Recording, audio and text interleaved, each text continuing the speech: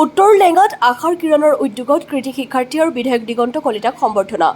কামৰূপ জিলাৰ উত্তৰ লেঙাস্থিত জ্ঞানোদয় যুৱক সংঘ আৰু পুথিভঁৰালৰ প্ৰাংগণত দেওবাৰে আশাৰ কিৰণ নামৰ বেচৰকাৰী সংস্থাৰ উদ্যোগত এক সম্বৰ্ধনা সভা অনুষ্ঠিত হয়। অনুষ্ঠানত 2026 বৰ্ষৰ হাইস্কুল শিক্ষান্ত পৰীক্ষাৰ উচ্চতৰ মাধ্যমিক পৰীক্ষাত সুখ্যাতিৰে উত্তীৰ্ণ ছাত্ৰ-ছাত্ৰীসকলক সম্বৰ্ধনা জনোৱাৰ লগতে দ্বিতীয়বাৰৰ বাবে বিধানসভালৈ নিৰ্বাচিত কমলপুৰ সমষ্টিৰ বিধায়ক দিগন্ত কলিতাকো সম্বৰ্ধনা জ্ঞাপন কৰা হয়।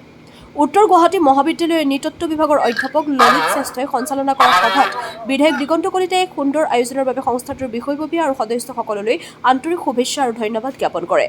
লগতে আশাৰ কিৰণ সংস্থাৰ উত্তৰোত্তৰ সফলতা আৰু সমাজ সেৱামূলক কাৰ্যকলাপৰ সৰ্বাংগীন অগ্ৰগতি কামনা কৰে।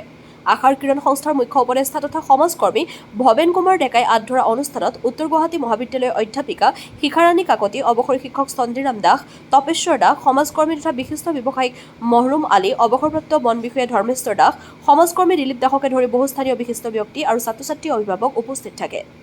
News desk AIN live. খুব সুন্দৰ পদক্ষেপ হাতত লৈছে উত্তৰ লেঙাৰ এই পবিত্ৰ প্ৰাংগণত কৃতি ছাত্ৰ-ছাত্ৰীৰ সম্বৰ্ধনা অনুষ্ঠান। আজি উপস্থিত থাকিলো এই চেগতে এই বেচৰকাৰী অনুষ্ঠানৰ সভাপতি, সম্পাদক, স্থানীয় ৰাইজক শুভেচ্ছা জ্ঞাপন কৰিছো। লগতে শুভেচ্ছা জ্ঞাপন কৰিছো এই কৃতি ছাত্ৰ-ছাত্ৰীসকলক, যিসকলে ইয়াৰ অধিকাৰ পাবলৈ আজি সক্ষম হৈছে। আমি আশা কৰিছো এই ছাত্ৰ-ছাত্ৰীসকলে ভৱিষ্যতে সমাজ গঢ়াৰ কাৰণে আজি এই অনুষ্ঠানৰ যোগেদি সাহস পালে আৰু ইয়াৰ পৰাই ভৱিষ্যতত অসমৰ সুযোগ্য সন্তান হিচাপে যাতে সফলতা লাভ কৰিব পাৰে।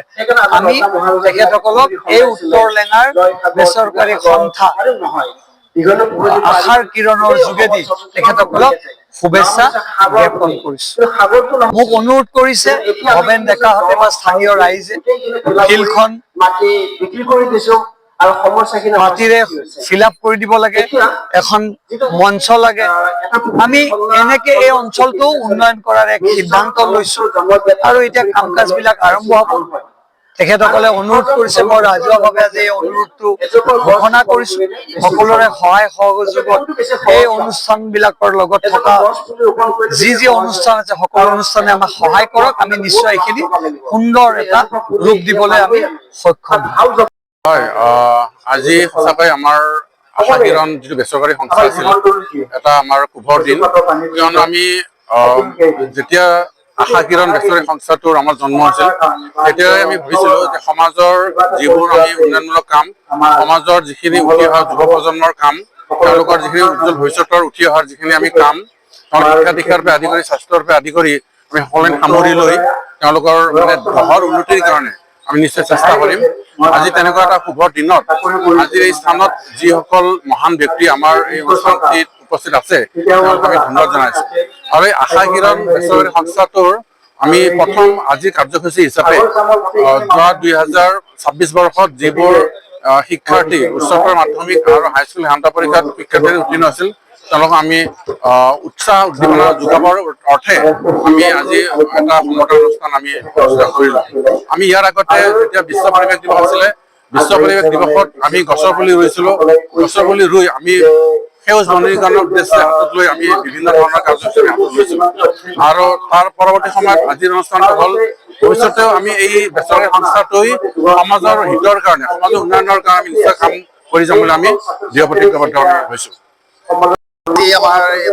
আমাৰ আশা কিৰণ বেচৰকাৰী সংস্থা, এই সংস্থাটোৰ আমাৰ ছাত্ৰ-ছাত্ৰীসকলক আমাৰ উৎসাহ যোগোৱাৰ উদ্দেশ্যে আমি এই আমাৰ অনুষ্ঠানটো আৰম্ভ কৰিছিলো। ইয়াত আমাৰ বিধায়ক মহোদয়েও এষাৰুৱা ভাষণ দি আমাৰ ছাত্ৰ-ছাত্ৰীসকলক উৎসাহ উদ্দীপনা দিলে আৰু বিভিন্ন ধৰণৰ ৰাইজে আমাৰ মাজত সহায় সহযোগ কৰাৰ বাবে তেখেতসকললৈ আমি আন্তৰিক ধন্যবাদ জ্ঞাপন কৰিছো।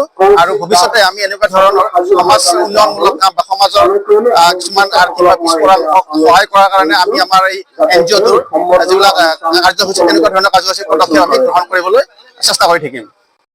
যিকোনো খবৰ আৰু বিজ্ঞাপনৰ বাবে যোগাযোগ কৰক 7896121996।